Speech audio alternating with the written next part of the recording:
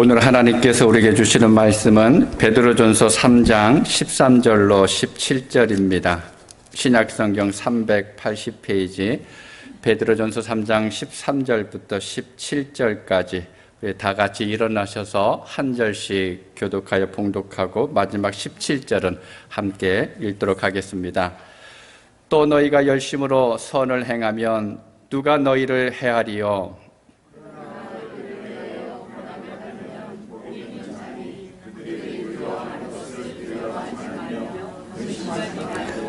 너희 마음에 그리스도를 주로 삼아 거룩하게 하고 너희 속에 있는 소망에 관한 이유를 묻는 자에게는 대답할 것을 항상 준비하되 온유와 두려움으로 하고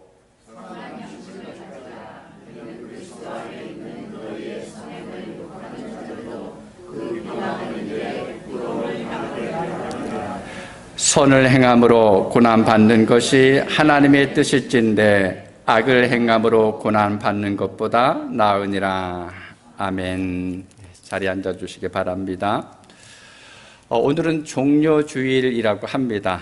예수님께서 십자가를 지시기 위해서 어린 나귀를 타시고 예루살렘에 들어가실 때 사람들이 종려나무 가지를 꺾어서 가시는 그 길 앞에 펼치기도 하고 또 사람들이 손에 들고 그것을 흔들면서 호산나 하며 주님을 환영했다라고 하는 그것 때문에 종려주일이라고 부르기도 하고 또 고난주일이라고도 이야기합니다.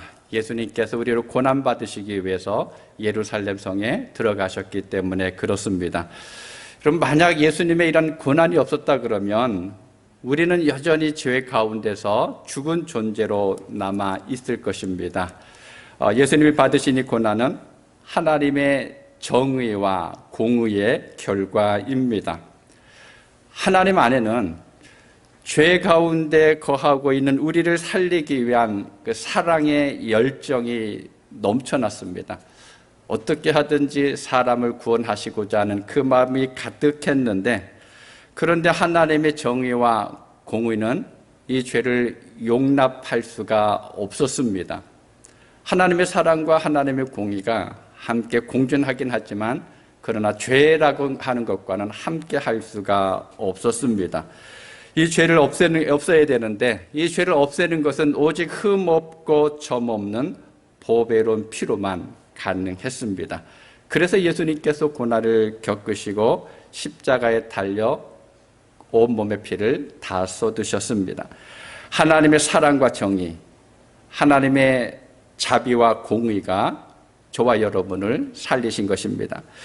이미 말씀드린 것처럼 베드로전서는 예수님을 그리스도로 믿는다라고 하는 그 이유로 고난받는 환경으로 처해 있는 흩어진 나그네들에게 보낸 편지입니다. 그래서 베드로전서 전체의 주제를 한 단어로 말하면 고난이라고 이야기할 수가 있습니다.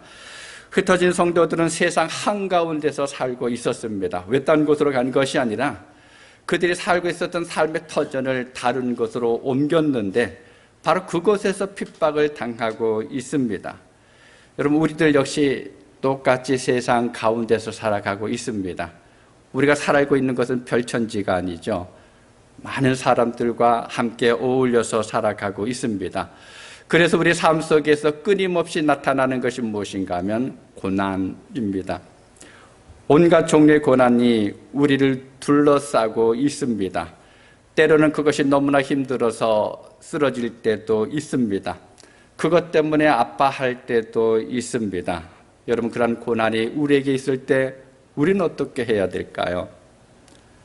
예수님을 그리스도로 믿고 있다라고 고백하면서 살아가고 있는 우리는 고난 가운데서 과연 어떤 삶을 살아가야 할까요?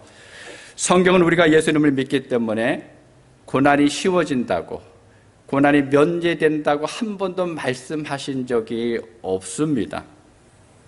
아니, 예수님을 믿기 때문에 다른 사람들은 겪지 않는 그 고난을 우리가 겪을 때가 있습니다.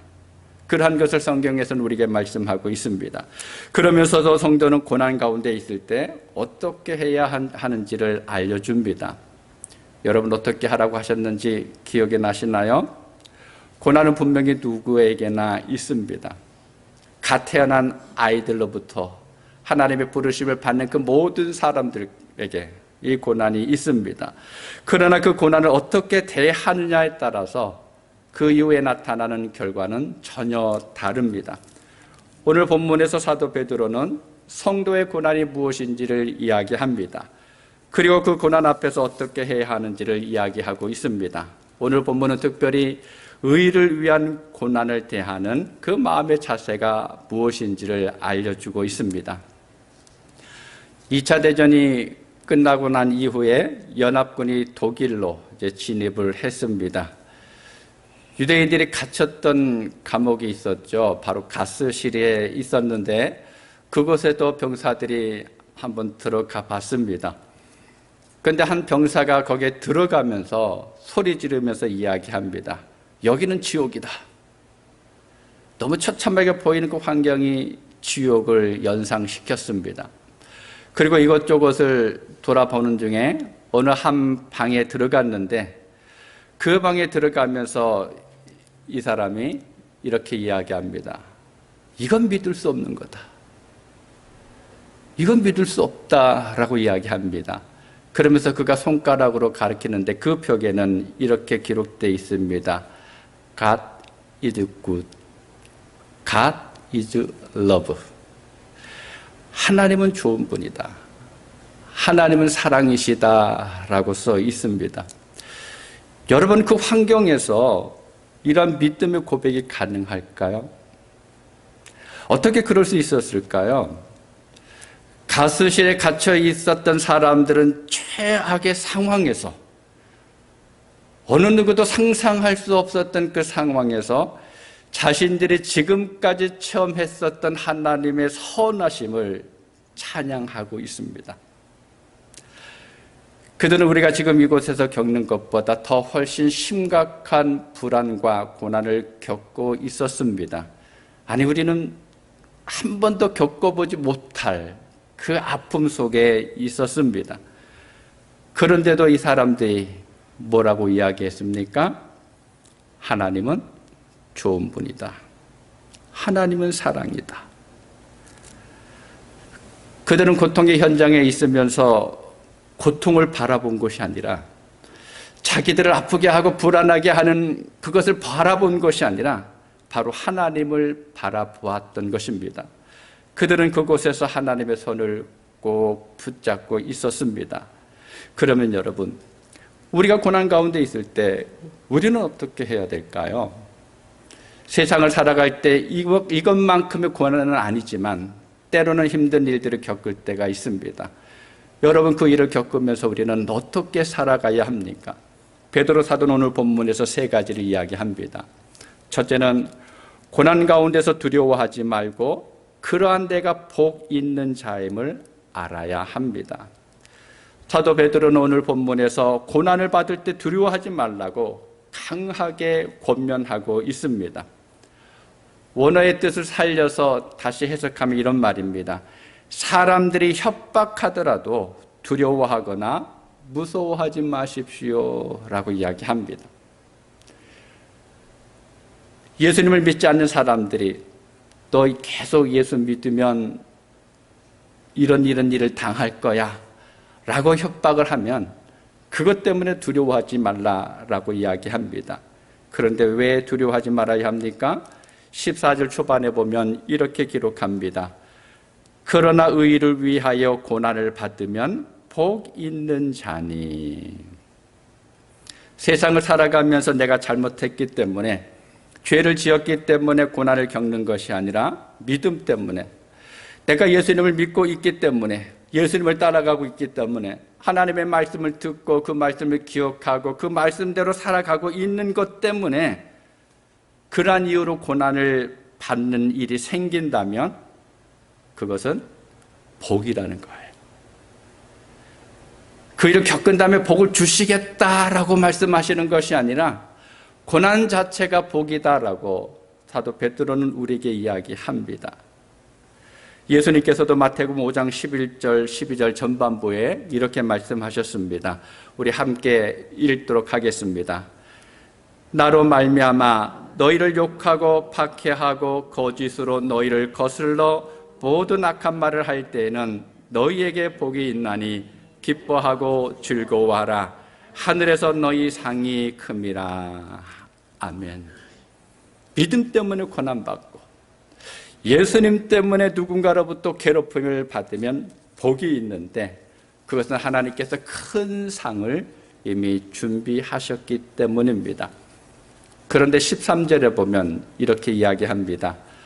또 너희가 열심으로 선을 행하면 누가 너희를 헤아리요. 웃는 얼굴에 침 못 뱉는다라고 하는 말이 있습니다.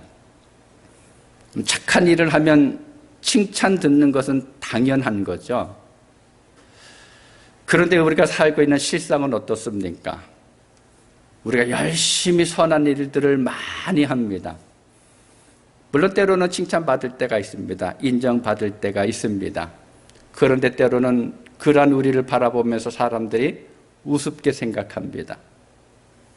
무시하기도 하고, 때로는 그러한 우리를 이용하려고 하는 것이 오늘 저와 여러분이 살아가고 있는 세상의 모습이기도 합니다. 그러면 초대교회는 지금과 달랐을까요? 그렇진 않았을 것입니다. 지금이나 그때나 마찬가지입니다. 그런데 왜 사도 베드로가 이렇게 이야기하고 있을까요? 이만은 우리가 착하게 살면, 하나님의 사람이 되면 절대 고난이나 박해가 없을 것이다 라고 하는 말이 아닙니다. 우리가 믿음 안에 있다 그러면, 우리가 분명한 믿음을 가지고 있다 그러면 고난이 우리를 따라올 수밖에 없습니다.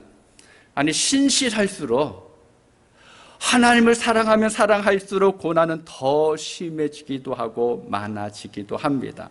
여기서 베드로 사도가 강조하는 것은 당장의 이 현재 상황을 말하는 것이 아닙니다. 이 땅을 살아갈 때 믿음 안에 살면, 착하게 살면, 하나님의 뜻대로 살아가면 이 세상에서 우리를 해할 것이 아무것도 없다라고 이야기하는 것이 아니라 바로 그리스도인들이 누리게 될 영원한 세상을 이야기하고 있는 것입니다. 그리스도인이 아무리 의롭게 살아도 이 땅에서는 고난을 받게 되어 있습니다. 그런데 그것은 일시적인 거라는 거예요. 세상으로 끝납니다. 나중에는 하나님 앞에 설 때가 있는데, 그때 우리가 받은 상을 통해서, 그때 받은 고난을 통해서 우리가 하나님의 상을 받습니다. 그래서 믿음 안에는 받는 고난은 복이 있습니다. 비록 세상에는 고통스러워도 하나님 나라가 보장되어 있습니다. 두 번째로는요, 고난 가운데서 예수님을 나의 주님으로 인정해야 합니다. 본문 15절을 함께 읽도록 하겠습니다. 너희 마음에 그리스도를 주로 삼아 거룩하게 하고 너희 속에 있는 소망에 관한 이유를 묻는 자에게는 대답할 것을 항상 준비하되 온유와 두려움으로 하고. 그리스도를 주로 삼아 거룩하게 하라. 여러분, 무슨 말일까요? 지금 베드로 사도가 쓴 편지를 읽고 있는 사람들은 누구입니까? 믿음의 사람들이에요. 핍박 가운데서도 믿음을 버리지 않는 사람들입니다. 신실한 사람들입니다. 아니, 믿음 때문에 고난받는 것도 마다하지 않는 그러한 사람들에게 쓴 편지입니다.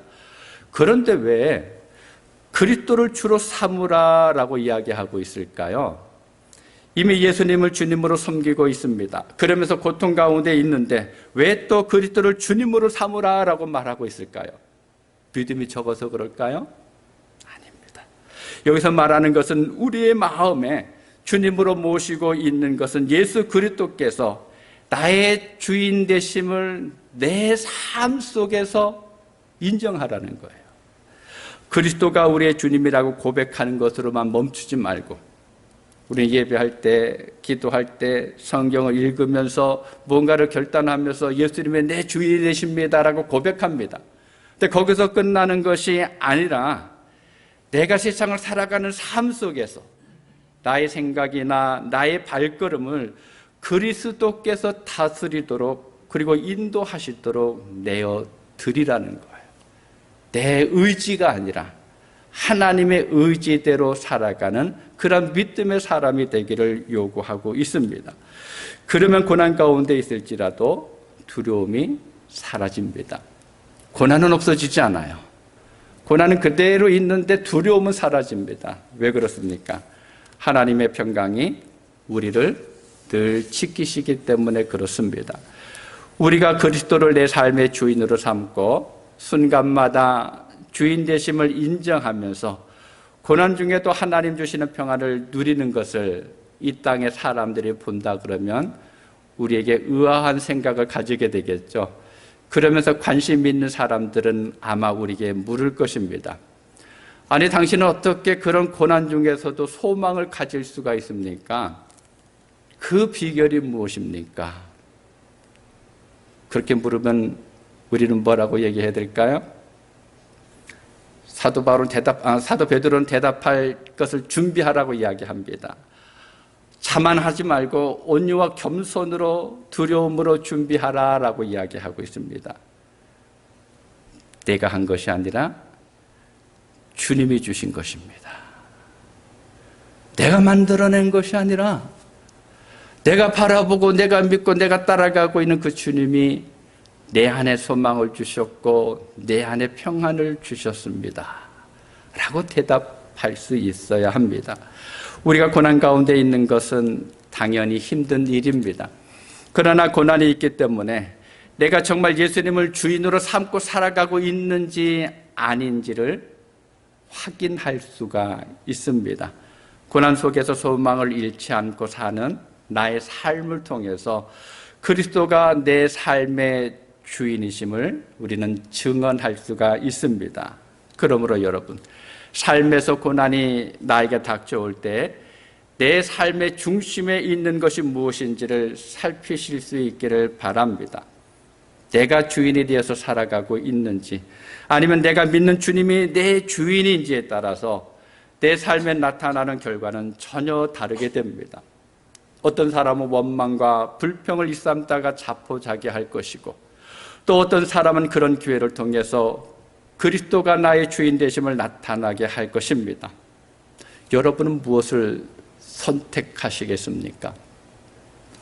세 번째로는요, 고난이 임할 때 선한 양심을 잃지 말아야 합니다. 16절 함께 읽습니다. 선한 양심을 가지라. 이는 그리스도 안에 있는 너희의 선행을 욕하는 자들로 그 비방하는 일에 부끄러움을 당하게 하려 함이라. 아멘. 양심이라고 하는 것은 제가 사전에 찾아보니까 어떤 행위에 대하여 옳고 그름, 선과 악을 구별하는 도덕적 의식이나 마음씨라고 되어 있습니다. 그런데 여러분, 이 양심은 내가 만들어내는 걸까요? 아닙니다. 여러분, 이 양심은 내 행동의 옳고 그름을 살피고 판단하도록 하나님께서 모든 사람들에게 주신 도덕적이고 영적인 마음입니다. 이 땅에 태어나는 모든 사람은 그 안에 양심이 이미 들어 있습니다. 그래서 어떤 사람은 이렇게 이야기합니다. 이 양심을 영혼의 창이다라고 말하고, 또 도스토예프스키는 양심을 하나님께서 우리 안에 주신 하나님의 목소리라고 이야기합니다. 내 안에 양심의 소리가 들려지면 그건 하나님께서 우리에게 주시는 말씀이라는 것입니다. 양심이 맑으면 우리의 영혼의 창이 깨끗해지겠죠. 우리 영혼의 창이 깨끗해지면 그 창을 통해서 진리의 빛이 우리 안으로 들어오게 됩니다. 성경에 읽다 보면 양심에 대해서 많은 이야기를 합니다. 선한 양심, 깨끗한 양심을 가져야 한다라고 이야기합니다. 디모데전서 1장 19절에서 사도 바울은 믿음과 착한 양심을 가지라. 어떤 이들은 이 양심을 버렸고 그 믿음에 관하여는 파선하였느니라 라고 이야기합니다. 그리고 디도서 1장 15절에도 보면 깨끗한 자들에게는 모든 것이 깨끗하나 더럽고 믿지 아니하는 자들에게는 아무것도 깨끗한 것이 없고 오직 그들의 마음과 양심이 더러운지라 라고 이야기하고 있습니다. 선한 양심이 있고 경건한 양심이 있는 반면에 버려진 양심도 있고 화인 맞은 양심도 있습니다. 이 양심을 가만히 두면 스스로 알아서 커져가고 또 아름답게 변하면 좋을 텐데 그렇지는 않습니다. 양심을 내버려 두면 양심은 점점 더 약해져 갑니다. 더러워져 가고 혼란하게 됩니다. 여러분, 우리의 양심이 어떻게 더러워질까요? 사람들이 어떤 위기에 몰릴 때 양심의 소리를 무시하려는 생각이 번뜩 들게 됩니다. 내가 요 순간만 지나면, 내가 요것만 좀 지나면 하면서 양심에서 이야기하는 그 소리를 자꾸만 외면하게 됩니다. 처음에는 양심의 가책을 느끼면서도 양심의 소리를 무시하게 되죠. 그런데 시간이 지나가면서 그것을 반복하다 보면 어떻게 됩니까? 양심의 소리가 점점 희미해집니다. 그러다가 이 양심이 무뎌지기 시작합니다. 그러면 우리 양심이 어떻게 됩니까? 더러워진다라는 거예요. 그래서 사도 베드로는 고난의 때에 선한 양심을 가져야 한다라고 권면하는 것입니다. 고난의 때는 양심을 버리기 쉬운데, 그 양심의 소리를 무시하기 쉬운데, 그런데 너희가 믿음 안에 있다 그러면, 예수님과 함께 있다 그러면 선한 양심을 가져라. 양심의 소리를 귀를 기울이라라고 이야기합니다. 그런데 왜 선한 양심을 가져야 할까요? 많은 이들이 고난으로 힘들어 지쳐 있으면 아무 생각 없이 될 대로 되라라고 하면서 행동하게 됩니다. 그런데 선한 양심을 그 순간에 가지라라고 이야기합니다. 포기하지 말고 믿음만 해서 예수님을 바라보라는 것입니다. 생명을 지키기도 어려운 그 순간에, 아무것도 할 수 없는 그 순간에 왜 선한 양심을 가져야 될까요? 본문 16절 후반에 보면 이렇게 말합니다. 그리스도 안에 있는 너희의 선행을 욕하는 자들로 그 비방하는 일에 부끄러움을 당하게 하려 함이라. 그리스도 안에서 선하게 살아가는 믿음의 사람들을 헐뜯는 사람들이 있습니다. 자기 생각과 다르다고, 가치관과 다르다 그러면서 오히려 손가락질하는 사람들이 있습니다. 그런데 선한 양심을 가지게 되면, 또 그것대로 살아가게 되면 어떻게 된다 그럽니까? 도리어 그들이 부끄러움을 느낀다라는 거예요. 거짓으로 말을 꾸며서 핍박하는 그들의 거짓말이 드러나게 될 것이다 라고 사도 베드로는 이야기합니다. 그런데 어떤 때는 그 거짓말이 금방 나타나지 않을 때가 있어요. 내가 없어진 다음에 그때 그 거짓말이었다라고 하는 것이 드러날 때도 있습니다. 그래도 괜찮습니다. 왜 그런지 아세요? 본문 17절에 이렇게 말씀합니다. 우리 함께 읽도록 하겠습니다. 선을 행함으로 고난받는 것이 하나님의 뜻일진데 악을 행함으로 고난받는 것보다 나으니라. 하나님의 뜻을 이루는 것이라는 거예요. 여러분, 하나님의 뜻이라고 하는 말은 하나님께서 원하시는 것을 말하는 것입니다. 만일 하나님께서 내가 믿음의 삶을 살아가면서 고난을 받기를 원하신다 그러면 내가 이 고난을 받겠습니다. 만약에 하나님께서 내가 하나님의 말씀대로 살아가는 그 과정에서 고난 겪기를 바라신다 그러면 내가 그 고난을 받아들이겠습니다. 의를 위해서 고난 받기를 원하신다 그러면 내가 그렇게 살겠습니다. 바로 이런 자세로 믿음의 삶을 살아가는 것입니다. 고난받는 자리를 피해가는 것이 아니라 하나님의 뜻이라면, 하나님이 원하시는 것이라면 그 길을 걸어가야 합니다. 그런데 왜 우리가 이런 자세를 가져야 합니까? 하나님께서 결국에는 합력하여서 선을 이루실 것이기 때문입니다. 우리의 모든 것을 하나님께서는 합력해서 선을 이룬다고 말씀하셨습니다. 그래서 선을 행하다가 고난을 받는 것이 악을 행하다가 고난을 받는 것보다 더 낫다라고 이야기합니다. 살아가는 여러분, 우리가 세상에 사는 동안 우리는 결코 고난 없는 삶을 살아갈 수가 없습니다. 그 고난을 피해서 구경만 하면서 살 수도 없습니다. 우리에게 다가오는 고난을 고스란히 받아들여야만 합니다. 사람에 따라서 다양한 모양 또 다양한 종류의 고난이 다가오는데 누구든지 이 땅에서 사는 동안에는 그 고난을 피할 수가 없다라는 거예요. 기왕에 당하는 고난을 우리가 어떻게 해야 합니까? 사도 베드로가 오늘 본문에서 세 가지를 이야기했었죠. 먼저는 고난이 다가오면 두려워하지 말라. 오히려 나에게 복이 있다라는 것을 알고 하나님의 은혜를 바라보아야 합니다. 나를 결단코 버려두지 아니하시고 지키시고 돌보시는 하나님을 생각해야 합니다. 하늘의 은혜가 나를 위해서 예비되어 있습니다. 그리고 두 번째는 고난이 다가올수록 더욱 그리스도를 내 삶의 주인으로 인정해야 합니다. 고난이 있을 때일수록 오히려 작정하고 주님이 내 삶의 주인이야. 주님이 내 안에 계셔. 지금 주님께서 나를 붙들고 계셔 하면서 우리는 고백할 수 있어야 합니다. 그래서 내 삶의 주도권을 내가 쥐고 있는 것이 아니라 주님께 맡겨드려야 합니다. 오직 죽으시고 부활하셔서 우리의 생명 되시는 그리스도만을 주님으로 모셔야 합니다. 그럴 때 우리 안에 있었던 두려움이 사라지고 우리는 고난을 감당할 수가 있습니다. 마지막으로는 고난이 다가와도 늘 선한 양심을 잃지 말아야 합니다. 고난이 있을 때마다 내 안에 어떤 양심이 있는지를 우리는 돌아보아야 합니다. 아니, 작정하면서 그래, 하나님은 내 안에서 지금 선한 양심을 찾고 계셔 라고 하면서 그 선한 양심으로 나갈 수 있어야 합니다. 우리가 선한 양심을 가지고 살면 그 다음에 어떤 일이 일어나는가 하면 선한 행동이 나타나요. 근데 그 선한 행동을 보면서 하나님께서 기뻐하시고 그것을 통해서 하나님의 영광이 나타난다라고 성경은 말씀하고 있습니다. 여러분, 삶의 위기가 찾아오더라도 그리스도 안에서 선한 양심이 무엇인지를 늘 찾아가실 수 있게 바랍니다. 사랑하는 그레이스 성경교회 성도 여러분, 우리는 한 주간 고난 주간으로 보내게 될 것입니다. 주님이 당하신 고난의 의미를 생각하면서 내가 과연 그러한 사랑을 받을 만한 자격이 있는지 우리는 돌아볼 수 있어야 합니다.